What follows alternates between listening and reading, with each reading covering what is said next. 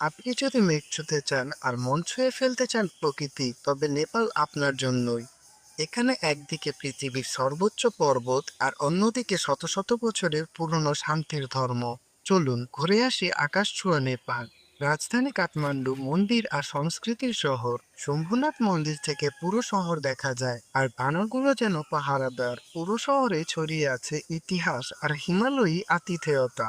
ভক্তপুর যেন সময়ের বাইরের একটা শহর। পুরনো ইটের গলি, মন্দির আর কুমোরদের পটারি স্কোয়ার, সবকিছুতেই আছে শান্ত সৌন্দর্য।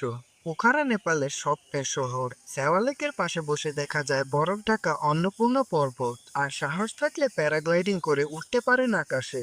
লুম্বিনী গৌতম বুদ্ধের জন্মস্থান। আর হ্যাঁ, মাউন্ট এভারেস্ট। আপনি যদি ট্রেকিং পছন্দ করেন তাহলে এভারেস্ট বেস ক্যাম্প ট্রেক জীবনে একবার হলেও করতে হবে। আর না পারলে ফ্লাইটে করে দেখে নিতে পারেন সাদা বরফের রানীকে।